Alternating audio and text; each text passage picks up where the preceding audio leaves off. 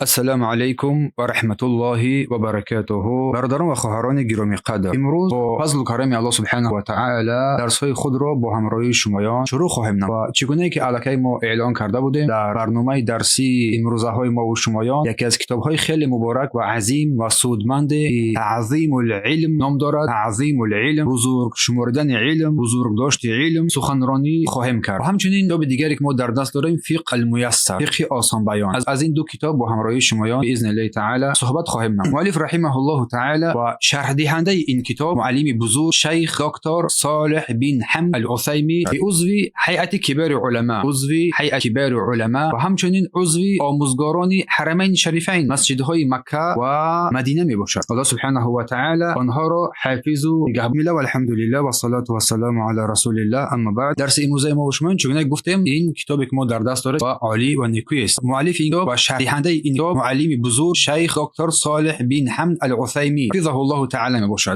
این شیخ بزرگوار همچنین عضو هیئت کبار علما است، عضو هیئت کبار علما و آموزگاران حرمین شریفین مسجدهای مکه و مدینه می باشد. الله سبحانه و تعالی او و پدر و مادرش و همچنین خصوصا تمام علماها را رحمت و مغفرت نماید. مؤلف رحمه الله تعالی در اینجا شروع می نماید با بسم الله الرحمن الرحیم. بسم الله الرحمن الرحیم کتابش را شروع می نماید، چون با بسم الله الرحمن الرحیم شروع نمودن این سنت الهی است. سلام الله سبحانه و تعالی با بسم الله الرحمن الرحیم شروع داد و همچنین سنت پیامبر صلی الله علیه و سلم، سنت سرور جهان صلی الله علیه و سلم شد. مؤلف رحمه الله تعالی شیخ صالح العثیمی حفظه الله تعالی میفرماید که الحمدلله الذی صیر الدین مراتب و درجات. الحمدلله، سپاس و ستایش آن پروردگاری را که دین را به مراتب و مرتبه ها و درجات تقسیم کرده و جعل للعلم به اصول و مهمات و از برای این علم اساسها و مسئله های مهم را برای ما و شمایان بیان و روشن و واضح کرده. و اشهد ان لا اله الا الله حق، و شهادتی میدهم که معبود بر حق جز او نیست، و نیز گواهی میدهم که محمد صلی الله علیه و سلم بنده او و پیامبر او صلی الله علیه و سلم است. اللهم صل علی محمد و علی آل محمد كما صليت على ابراهیم و علی آل ابراهیم انك حمید مجید. اللهم بارك على محمد و علی آل محمد كما باركت على ابراهیم و علی آل ابراهیم انك حمید مجید. اما بعد، شیخ العثیمی میفرماید که به من گروه از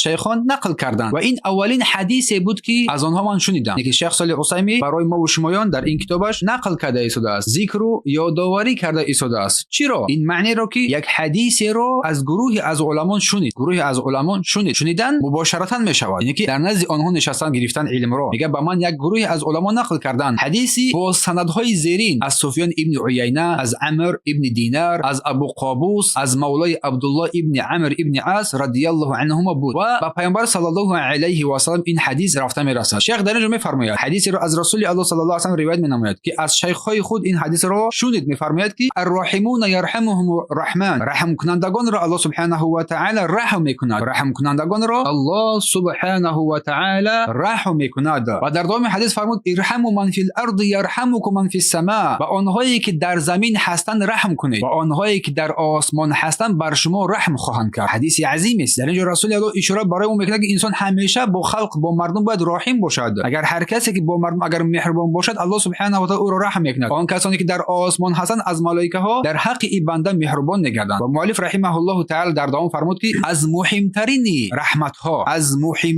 رحمت ها این رحمت معلمان به شاگردان خود میباشد که آنها را برای آموزش احکام دینی و تربیت آنها در رسانیدن احکام دین و پیش می آورد و آنها را با درجه های یقین می رساند که مردم را شاگردان خودش را. و فرمود شیخ و از راه های رحمت آنها یعنی که معلمان و عالمان و دانشمندان آگاه نمودن آنها از مهمات علمی، اساس های علمی توسط خوانش های اساس های متن ها. در اول باید انسان چیزی از کتاب های مختصر مفید رو بیاموزد، سپس شرح آن را با دادن شرح مقصد های اساسی را از این علم کوچک گرفتن و به طلبه‌ها رساندن، مقصد عمومی آنها و معناهای عمومی آنها را بر طلبگان رساندن و شاگردان ابتدایی با این راه آغاز کنند. یعنی که اولا انسان در طلب علم میبراید از چیزهای مهمات خرد کوچک شروع می‌نماید، از اندک شروع می‌نماید، با واسطه معلم خود، با واسطه شیخ و عالم و دانشمندان از مرحله ابتدایی شروع می‌کند، اینها را می‌آموزد، تعلیم می‌گیرد. و همچنین متوسط شاگردانی که درجاتشان بالاتر از مرحله ابتدایی است، یعنی بیشتر علم دارن وابسته بر کسانی که در ابتدایی هستند. چیزی را را پیدا کردند، چیزی را آموختند و آنها را یادآوری میکنند و دانشمندان از آن برای به تاکید آوردن مسئله های علمی استفاده برند. این شرح که ما با همراهی شما این کتاب را میگیریم باذن الله تعالی، کتاب میباشد که اولین کتاب در برنامه‌های مهمات علم که سال 1436 هجری کتاب تعظیم علم، یعنی احترام علم، از جانب شیخ صالح ابن العثیمی حفظه الله تعالی تألیف شده است. یکی از کتاب‌های خیلی مفید است. سپس بسم الله الرحمن الرحیم گفته مؤلف رحمه الله تعالی شروع نماید مقدمه کتاب خودش را. مؤلف الله او را موفق گرداند گفت الحمدلله، یعنی سپاس ستایش از آن پروردگار است. الحمدلله که هر بزرگوار او را بزرگ میشمارد، یعنی سپاس ستایش آن پروردگار را که هر شخصی که بزرگوار است او سبحانه و تعالی را بزرگ میشمارد و به سوی او همه خواهشمندان و دانشمندان روانه میشوند، به سوی او باز میگردند و گواهی میدهم که هیچ معبودی بجز او نیست که یکتا است، شریک ندارد. گواهی که ما توسط آن بین شبهه های شک رهایی مییابیم. آن گواهی حقیقیه که توسط این گواهی انسان از شبهه های شک رهایی مییابد و برای مایان نجات از آتش و هلاکت ها تعیین میگردد. و شیخ میفرماید که و گواهی میدهم که محمد صلی الله علیه و سلم بنده او و پیامبر اوست که او صلی الله علیه و سلم را ربش پروردگارش با هدایت و دین حق به نزد مردم فرستانید صلی الله علیه و سلم. حتی اگر مشرکان هم این را بد بینند و نخواهند، و رسول الله صلی الله علیه و سلم پیامبری خود را، دعوت خود را رسانید و این امانت عظیم را بر دوش مردم گذاشت. و دعوت او صلی الله علیه و سلم، یعنی که رسول الله صلی الله علیه و سلم دلیل های روشن برپا کرد و با برهان هایش شبهه ها و ایناد ها سرکشی ها از بین رفت و حجت هایش صلی الله علیه و سلم. پس او صلی الله علیه و سلم برای ما راه روش سفید، یعنی اسلام را به میراث گذاشت و سنت درخشان را بر ما جای داد. راه است که کسی که اگر حقیقت را جوید در آن سرگردان نمیگردد هرگز، و آن که میخواهد از آن بردارد، که هر کسی میخواهد از این راه اگر که چیزی بردارد و یاد بگیرد از آن دور کردن نمیشود. و سلام درود الله صلی الله علیه و سلم بر او باد صلی الله علیه و سلم و اهل بیتش و یارانش و تعداد همه آنهایی که علم آموزند و علم را به دیگران می آموزانند. اما بعد، پس علم و دانش همیشه یک میراث بزرگ شرفمند است. علم و دانش همیشه یک میراث بزرگ و شرفمند است. اگر هر کسی که اگر با این علم اگر چنگ زد نجات و کامیابی می‌یابد، که این علم نسل به نسل آن را بزرگان دین پی در پی برای ما و شمایان و تا روز قیامت میراث میگذارند و این را گذاشتند برای جویندگان مقام‌های عالی. کسانی که مقام‌های عالی را می‌خواهند به دست برسند باید علم را بیاموزند، دیگر هیچ هدف جز آن باید نداشته باشند و برای هیچ چیزی بجز این علم دیگر رغبت نکنند و رغبت هم نداشته باشند. و چرا چنین نباشد؟ زیرا با آن با واسطه علم سعادتمندی دو جهان را انسان به دست می‌آورد و با واسطه این علم زندگی شیرین در هر دو دنیا را نصیب روزی می‌گردد. علم یک شرف هستی است، یک شرف بزرگ است، یک نور است. این علم یک شرف هستی، یک نور عظیم است. در چخوری‌ها و بلندی‌ها زیور بزرگان است و روشنی چشم‌هاست. هر انسانی که به سوی علم میل می‌کند خوشبخت می‌گردد و هر کی به آن به سفر می‌براید بهره می‌گیرد و هر کی به آن تسلیم گردد نجات می‌یابد. بدون که اگر علم یک مال میشد که فروخته میشد، اگر علم مثل یک مال میشد و که فروخته میشد، ثروت‌های بزرگ برای به دست آوردن علم صرف میشد. ثروت‌های بزرگ به خاطر این علم صرف میشد تا که این علم رو مردم به دست بیارند، این علم رو بیاموزند و نفس‌های کریم، نفس‌های نیکو سویش پرواز میکرد به سوی این علم. پس بدونید ای برادر و خواهر گرامی که علم سودمندترین تجارت است و شرفمندترین مایه افتخاری است. علم بزرگترین کردار نیک است. کردار علم بزرگترین کردار است و بهترین کردار این علم آموزی است و بهترین منبع‌ها این منبع‌های علمند. پس خوشبخت آن کسی است که نفس خود را با علم تحقیق میکند و با علم نفس خود را حرکت میدهد و روح خود را به سوی این آموزش علم راهنمایی میکند. و بدبخت بیچاره آن کسی است که نسبت به آن بی‌پروا باشد یا دیگران را از آن دور میسازد یا خود به سوی آن میل و رغبت ندارد یا خود از آن دور گردد یا دیگران را از آموختن آن علم باز بدارد. شاعر میفرماید علم وارد گردد بر دل با توفیق، علم وارد گردد با دل بر دل با توفیق، بی دربان، بی اجازت، بی تعلیق. آن که محروم است دور از رحمت اوست، خیش را مجبور بین ماید زدیق. ای الهی، ای پروردگار، محرومم مساز از علم، میکنم دعا ز اهل فهم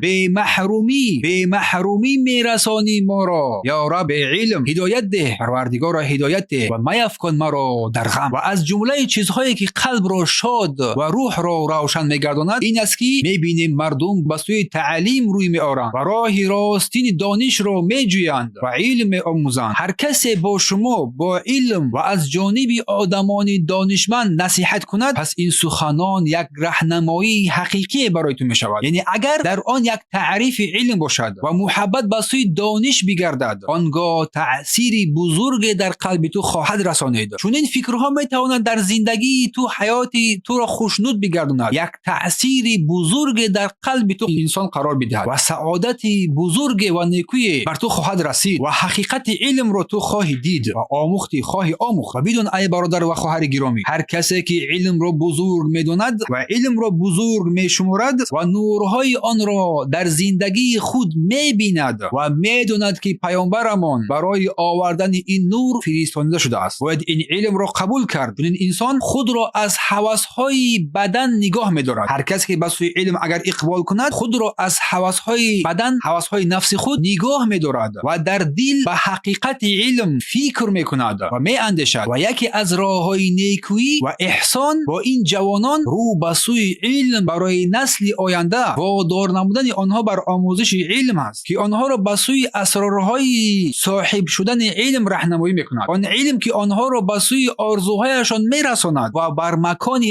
امانی جای می‌دهد. و این یک رحم است، یک رحیمی است نسبت به آنها، نسبت بر کسانی که علم می‌آموزند، دانش می‌آموزند، تا از بیابان عقیده‌های، اندیشه‌های، فکرهای ناجا و تاریکی هوا و هوس خود غوطه نزنند، گم نشوند، نابود نگردند، هلاک نگردند، بلکه به سوی روشنایی راهنمایی بگردند. پس اساس انمین اصل سزاوار است ای مؤمنان، سزاوار است که ما درباره بزرگ داشتن علم سخن بگوییم، سخن بیرانیم. چون بهره بنده، بهره ما و شما از علم وابسته بر احترام و بزرگ داشتی آن علم باشد، بر قلب سپس بر بدن. پس بدانید که اگر هر کسی که قلبش از بزرگی علم پر باشد و آن را گرامی بداند، سزاوار آن است که علم در قلب او جای بگیرد و هر قدر که حرمت و احترام علم در قلب کم شود، همون اندازه بهره انسان از آن کم میگردد، تا آنجایی که بعضی از قلبها دیگر به مثل مرده میگردند و در آن علم جای نمیگیرد و در آن علم اگر جایگیر شده باشد دیگر باقی هم نمیماند. پس بدون که اگر هر کسی که علم را بزرگ میشمارد و بزرگ میداند، نورهای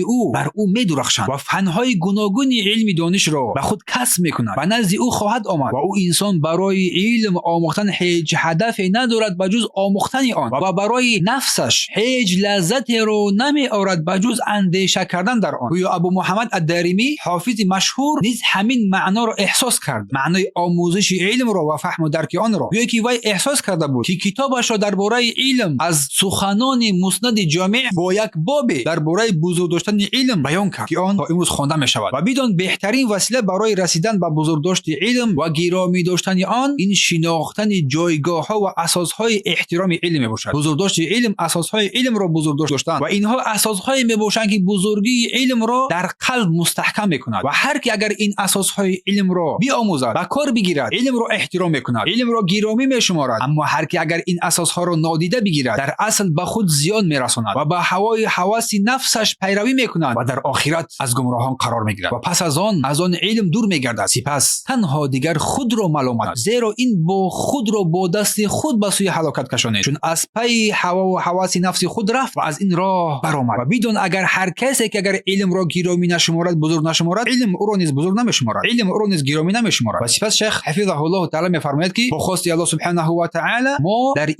در ادامه همین کتاب یعنی با 20 اساس اشاره خواهیم کرد. شیخ میگوید با 20 اساس اشاره خواهیم کرد که این 20 اساس بزرگی علم را در قلب جای میدهد، در قلب جای میگیرد، جای میگرداند. و شیخ میفرماید که ما این 20 اساس آموزش علم را با تفصیل یعنی که پوره نمیگوییم، بلکه خلاصه این را برای شما شرح واضح روشن میدهیم، چون فرصت تنگ است، وقت تنگ است و شرح هر اساس وقت زیاد را طلب میکند و مقصد در اینجا شیخ میفرماید فقط یادرسی و مقصد در اینجا فقط یادرسی و هشدار دادن است. چیزی کمی که در انسان باقی میماند این منفعتش بیشتر است، بر انسان بیشتر منفعت میآورد، بهتر از چیز زیادی که پرتفته میشود، برطرف میگردد، فراموش میگردد. برای همین شیخ میفرماید که پس از این اساس هایی که ما برای شما در درس های آینده ذکر مینماییم، قسمی بزرگترین بهترین آن رو بگیر، بیشتری از آن برای خود برای فایده بگیر تا بهترین خوشبختی رو، بهترین بخت رو به دست بیاری، تا با این گلزارهای دانش و آموزش علم داخل بگردی و دست آری. و شیخ میفرماید هرگز خود را با گروهایی که قول میدهند که با عملها انجام نمیکنند از آنها نباش، که در این اصولها غلو میکنند یا شدتگیری میکنند، سختگیری میکنند، از آنها نباش. میفرماید یا هرگز در اینها آسانگیری هم مکن، آسانگیری بد هم نکن. میفرماید که این گروهها که دلهایشان پوشیده است و روحهایشان سست گردیده است، میپندارند که علم و کوشش در آن در حدودی مقرری با دشواری‌های زیادی هست که نفس انسان را ناقص میگرداند و به هر حال دیگه معذرت خواهی جستجو میکنند. اما این گفته‌هایی که ما ذکر کردیم و دعواها در برابر علم، آموزش آن و اساس شریعت شاهد و دلیلی میشود که انسان میتواند که علم را به هر حال بیاموزد اگر این اساسها را از خود نماید، بهانه سستی نکند که از عهده آنها برآمدن نمیتواند و جدی باشد و نگوید که نمیشود و نمیشود و هرگز غلو و سختی از چیزی که شریعت بر آن گواه نیست نکند و آن چیزی که سختگیری نماید، غلو نماید در آن چیزی که مسلمان‌های اولین یعنی صحابه و پیامبر و تابعین نبودن از آن دور شود. و شیخ میفرماید در اینجا که هر یک قاعده‌ای که هر یک این اساس‌هایی که 20 اساسی که ما میگیریم در علم شریعت، آموزش علم‌های شریعت بر اساس آیه‌های قرآنی است یا سنت‌های معتبری پیامبر صلی الله علیه و سلم است یا اصلا از سنت صحابه و نسل‌های بهترین استوار یافته است. وقتی که بر درستی این اساس‌ها شما باور پیدا می‌کنید که از قرآن و سنت و قول صحابه و تابعین است، از خبرهای آنها فهمیدید که پس از راه‌های سستی و تنبلی به خودداری نمایید، بی‌پروایی نکنید، بی اهمیتی نکنید نسبت این احکام شریعت. و آن نفرانی که در گذشته بودند ذهن بی‌نهایت خوبی داشتند و هر چیزی که ما امروز آن رو می‌آموزیم از آنهاست، آنها برای ما رسانیدند، آنها برای ما زحمت کشیدند. پس چطور می‌توانیم ما زمین رو با آسمان مقایسه کنیم؟ اگر ما راه را درست انتخاب نماییم در آموزش علم، اگر ما راه را درست انتخاب کنیم حتما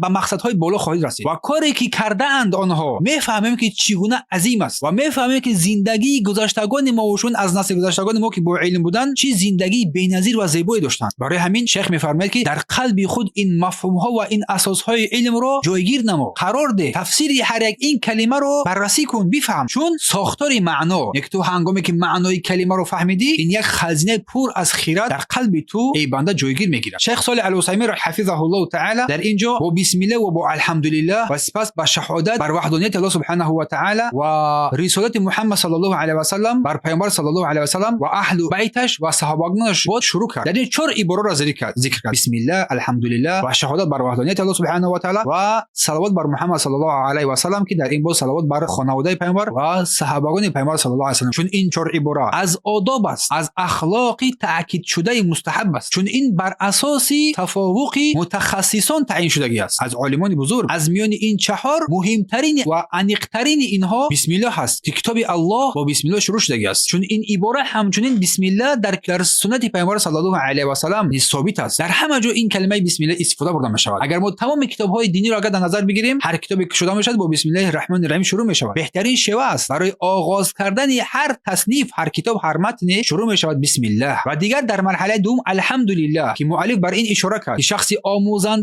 آموزنده آموزگار و آموزنده به سوی پروردگار خود سیر می کند، الحمدلله میگوید، سپاس و ستایش از آن پروردگار است. مؤلف در اینجا به معنی عملی سفر کردن با سوی پروردگار برای ما و شما اشاره می کند که این سفری ما و شما تنها با پیروی از صراط مستقیم، راه راست و درست و رعایت شریعت عملی می باشد. و سفر به سوی پروردگار این است که انسان باید راهی که در شریعت تعیین شده است پیگیری کند، چون در این راه دیگر چیز دیگری نیست جز پیروی کردن از صراط مستقیم، از راه راست، راه حقیقت، راه خوشنودی الله سبحانه و تعالی که تو را به این خوشنودی ها، به نیکی ها میرساند. و این مفهوم را ابو فرج ابن رجب رحمه الله تعالی در کتابش راه روشن در هنگام سفر به سوی الله سبحانه و تعالی ذکر کرده است: المحجه فی سیر دجه. همین طور وقتی که سیر به سوی الله سبحانه و تعالی و سخنان عالمان آورده می شود معنی آن عمل کردن است، راه درست را انتخاب کردن و تعیین کردن که راه اسلام است، راه صراط مستقیم است، در این عمل کردن، نه سخنان کوچه. پس راه به سوی الله سبحانه و تعالی یا که سیر به سوی او سبحانه و تعالی با قلب، با خواهش‌های انسان مسلمان به نظر میرسد، نه با قدم‌های جسمی، نه با زبان، با قلبش، با خواهش‌های نفسش. از گفته‌های ابن قیم رحمه الله تعالی که در کتاب فوائدش ذکر می‌نماید می‌فرماید که بدان که انسان منزل سفر را به سوی الله با قلب و همت خود میرساند، نه با اعضای جسم. به همین معنی یک از شاعران گفتند که سفر قلبی به سوی او نه با قدم‌های جسم برای برای حقیقت میرود با دلهای پر از ایمان. اما قسم سوم اگر در طرف شهادت به یگانگی الله سبحانه و تعالی این عمل نشان میدهد که انسان باید از شرک آوردن به الله دست بکشد و شرک میتواند در معنی درست یا خطا شود. شرک میتواند در معنی درست یا که خطا ذکر شود، زیرا که اگر ما کلمه شرک بگیریم به معنای بنده شکارچی میآید، یک شکارچی که صید میکند. و از عجیب ترین کلمات علما که در ادبیات اسلامی به کار میبرند این جمله است: البدعه شرک الاشراک، که این را صاحب نهایه و دیگران ذکر کردند. یعنی که معنیش این است که بدعت یک جلب فریب دهنده است که شیطان برای انسان آن را زینت میدهد. اگر انسان با آن گرفتار شود یا گرفتار شوند، شیطان آنها را با آن در آن نگاه می‌دارد، سپس آیسته آیسته انسان‌ها را به سوی شرک میکشاند. و شیخ می‌فرماید که این اظهارات عجیب نشان می‌دهد که بدعت یا تعریف به طرز نوع عبادت که در شریعت وجود ندارد. بدعت یعنی آن عبادتی که در شریعت وجود نداشت پیداش کردن، که این می‌تواند انسان را به سوی فریب و راه نادرستی از دین ببرد و انسان را از دین دور بسازد، در حالی که خود پی نمیبرد. و قسم چهارم و شیخ در اینجا ذکر می‌نماید از آن سخنانی که شروع کرده بود در خصوص شهادت بر محمد صلی الله علیه و سلم در بیان وظیفه رسالت. برای همین مؤلف گفت این دفعت ببیناته شبهات و لجج، و با دلیل‌های او شبهه‌ها و جدال‌ها پراکنده شدند. شبهه‌ها و جدال‌ها. سپس مؤلف رحمه الله تعالی فضیلت‌های علم را با سخن فراگیر بیان می‌کند، با سخن‌های خود نیکو و خوب و عظیم بیان می‌کند. و از جمله آن که مؤلف رحمه الله تعالی گفت علم شرفی هستی است و نوری باطن است و همچنین نوری ظاهر، یعنی علم باطن درون انسان و ظاهر بیرون انسان را روشن می‌گرداند هنگامی که اگر انسان به سوی علم رجوع نماید. این جمله‌های شیخ نشان می‌دهد که علم نه تنها جایگاه بلند انسانی را معین می‌کند، بلکه هم قلب آدم را روشن می‌گرداند و هم زندگی ظاهری او را نورانی می‌سازد اگر انسان به سوی این علم قدم بزند. و همچنین درباره علم گفته شده است حلیة الاکابر، این علم گفتن زیبایی بزرگان است. معنای حلیه زیبایی، چیزی است که برای آرایش استفاده می‌شود. حلیه دو نمود اساسی دارد: حلیه باطنی، زیبایی باطنی که به آرایش دل عبارت است. آرایش دل قلب را آرایش می‌دهد. برای چه این سخن را ذکر می‌نماید؟ چون بیشتر از مردم آرایش زیبایی را می‌نگرند و پروای به آرایش دل اهمیت نمی‌دهند، پروایی هم ندارند. حلیه باطنی برای انسان اساس است، مهمتر است. آرایش باطنی داخلی و حلیه ظاهری که برای زیبایی اعضای بدن استفاده برده می‌شود. پس بدون که علم همچون حلیه باطنی همچون جان و دل داخلی بررسی می‌شود و تأثیر آن نه تنها بر اخلاق بلکه بر اعمال ظاهری انسان هم تأثیر می‌رساند. از هر انسان از این سخن‌ها خلاصه خودش را دیگر می‌برد. و همچنین شیخ فرمود که در اینجا که درس‌ها برگزار می‌گردد و زانوها معکوف، یعنی مردم در جای خود نشسته و با شنیدن درس‌ها مشغول می‌گردند در نزد شیخ، عالم، دانشمند و غیره. سخن او که رکبه‌ها معکوفند، یعنی زانوها نشسته هستند می‌نشینه انسان، به معنای آن است که زانوها برای نشست در حلقه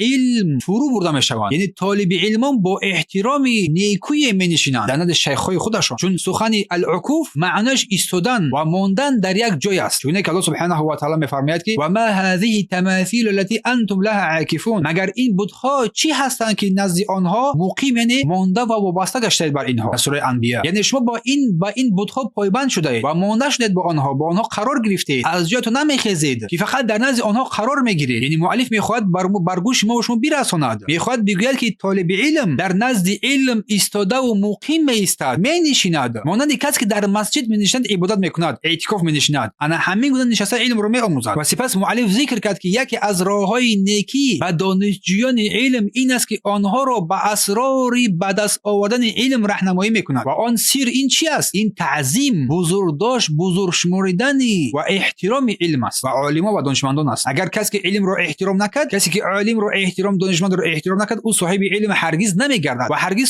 صاحب علم نمیشود. اگرچه سالهای دراز هم تعلیم بگیرد، اگرچه سالهای دراز هم بیاموزد، فقط یک معلومات کوچکی برای خود میگیرد و بس. کسی که علم را جدی میگیرد و آن را بزرگ میداند، به مقصد خود در علم میرسد. ولی کسی که علم را نادیده میگیرد، عالمان و دانشمندان را نادیده میگیرد و قدرش را نمیداند، از علم محروم میگردد، بخواد یا نخواهد. و بهترین وسیله برای رسیدن به تعظیم علم شناختن اساسهای تعظیم علم است که ما در این موضوع با همراهی شمایان صحبت خواهیم کرد. اساسهای تعظیم علم، بزرگداشت علم، این یک بنیادهای مهم است که بزرگی علم را در قلب قوی میکند و هر کی این اساسها را بداند و بر اساس آنها عمل کند، علم و فضیلت را صاحب میگردد. در این رساله مؤلف رحمه الله تعالی 20 اساس از اساسهای بزرگ دانش علمی را بیان میکند، نه بسیار مختصر کوتاهی بد و نه بسیار طولانی، به یک طرز میانه تا که وقتی ما برسد. و مقصد از این سخن عبرت دادن و یادرس کردن است، چون کمی باقی مونده، کمی که باقی میماند و فایده‌ناک است بهتر است از بسیاری که پرتافته می شود و از یاد می رود، چون روح و نفس انسان به اندازه درک معنی بالا می رود، بالا می گیرد و علم همیشه طولانی گفتن آن هم این خوب نیست. یک وقت محدود و این وقت محدود قدردانی می شود و این انسان با فهمیدن از آن بهره می گیرد و هدف شریعت همین است: منفعت رساندن به مردم با حق، منفعت رساندن به مردم با حق، چون به حق می شود. چون اگر کلمه ها زیاد شود، پیچیده شود، دیگر بعضی از معناها تغییر می یابد. از این خاطر شیخ می فرماید در اینجا گرداندن ان همین معنی و سخن مختصر و روشن بیشتر در دل مردم تاثیر می کند و سود بخشتر است سخن کم. پس این اساس هایی که شیخ در این کتاب نیکو تعظیم علم، بزرگداشت علم سخن میراند، سخنرانی میکند، ما باذن الله تعالی از درس‌های آینده تلاش میکنیم که هر یک این اساس را برای شمایان روشزد نماییم، بفهمانیم تا اینکه شما این نوع اساس ها را بیاموزید و تعلیم بگیرید و یک راه دانش خوبی را به دست بیاورید. و یکی از سبب هایی که انسان نمیتواند هیچ علمی را به دست بیارد میگوید که این برای مردم مطابقت ندارد، اینکه فکر اندیشه مردم را همیشه مقدم میشمارد، بداند که انسان همیشه چیز خار ذلیل باقی میماند، چون به خاطر نادانیش، به خاطر ندیدنش، به خاطر مردم از اجرایش، از هوسش روی میگرد. این گونه رفتار حتی به فریب نفس خود بردن میرساند. شیخ میفرماید چون وقتی کسی چیزی را نمیداند باید آن را بیاموزد. اگر آن را آموخت، دلیل های آن را از قرآن و سنت پیدا کند و باید بر آن عمل کند، حتی اگر مردم هر چی بگویند، حتی اگر مردم عمل کردن را هم ترک نمایند، باید خود این راه را پیشه کند، چون حال امروزها و حکومت ها و گذشت روزها تغییر مییابد، تغییر یافته شده است و این تغییرات هایی که در جامعه شده است بسیار مردم را از بیداری امر شریعت و پیروی راه اهل سنت بیرون میکند، بیرون کرده شده است. وقتی که تو این اساس ها رو، اساس های آموزش علم رو میآموزی، ذکر شده است، با حالت امروزه ما و شما مقایسه میکنی، میبینی که حالت های بسیار اندوهگین است که این راه ها و این فکرها، این اندیشه ها ضعیفی قلب رو و دوری انسان را از رحمت الله سبحانه و تعالی و حقیقت علم دور میسازد. تنها در عمل به آن چیزی که در قرآن و سنت آمده است و در آن اصحاب اولین صحابگان این امت بودند، بهترین نسل ها، آنها علم را با بزرگی و احترام گرفتند. شاید انا همین گونه عمل کردن سبب شود که جوینده علم با مقصد خود برسد، چون اگر قلب لذت آن را، اساس آن را گرفت، در قلب خود جایگیر کرد، خود به آن به عمل کردن میپردازد و قلبش سزاوار می شود که علم در قلب جایگیر شود، چون علم یک نعمت الهی است و هدیه پروردگار است و الله متعال این گنجینه نعمت را که علم و فهم است در قلب های نمیگذارد که قابل قبول آن را ندارند، آن را بزرگ نمیشمارند و بدون که علمی که با بزرگ داشتن به دست می آید تنها فهم مسئله ها نیست، تنها فهم مسئله ها نیست، چون فهم مسئله ها را بسیار از آدم میدونن، همین نیست؟ بله درست است، بسیار از مسئله ها را مردم دیگه حاضر میدونن و صبح و شام مخالفت شریعت میکنن. هر کس خود رو بینگرد، بسیار از مسائل شریعت رو ما میدونیم که صبح و شام با مخالفتی میکنیم. این علم نیست، این جهالت است، این گمراهی است، انسان رو به سوی جهنم میبرد و بسیار در بخش های علم بزرگی علم رو نمیشمارن، اینو بزرگ نمیشمارن، بزرگ نمیدونن و علمی که با بزرگ داشتن علم داده میشود این علمی فایده‌ناک است، در انسان در خودش فایده ببخشد که برای بنده در دنیا و آخرت برکت بدهد. اما علم تنها با فهمیدن مسئله ها اگرچه عمل نباشد بزرگ داشت نیست، برای بنده بلا میگردد، مصیبت میگردد، چون حجت برای او با قوی‌تر میگردد و در آخرت عذاب سخت‌تر و دنبال او میشود، چون علمی به عمل چی به ادب نعمت است، چی به ادب نعمت، علمی به عمل و به ادبی این نعمت نیست بلکه حسرت و عذاب است در دنیا و هم در آخرت. پس هر کسی که میخواد علم به دست آورد در دنیا راهش روشن کند، در قبر در تنهایی با او باشد، او را آرامش بخشد و در آخرت او را به درجه‌های بلند و مقام‌های عالی برساند. برای همین انسان در قلبش باید این اساس‌ها را جایگیر نماید، با فهم خوب، با حفظ قوی، با قدرت‌های ظاهری و نهانی، وگرنه برای انسان این علم یک وبال میشود، بلکه شاید این نیروهای ظاهری او را و فایده‌های حقیقی علم را باز دارد از انسان. شاید انسان با آن هدفهایی که میخواد برسد یک بار به زمین بزند، بدون که هر راهی دریافت خیر به واسطه علم است، هم در دنیا هم در آخرت. اگر علم را بزرگ بدانی و به آن احترام بگذاری و به آن عمل بکنی، دعا میکنیم که الله قلب‌های ما را به آن روشن بگرداند و عمل کردن به آن را برای ما بدهد و به آن احترام بگذاری و این علم را بزرگ بشمار تا اینکه به مقصدهای خود رسیدن رضای الله سبحانه و تعالی و جنت جاودانه برسد. با همین مسائل و مقدمه ما درس را امروز به اتمام میرسانیم. سبحانك اللهم و بحمدك و اشهد ان لا اله الا انت استغفرك و اتوب الیه. السلام علیکم و رحمت الله و برکاته.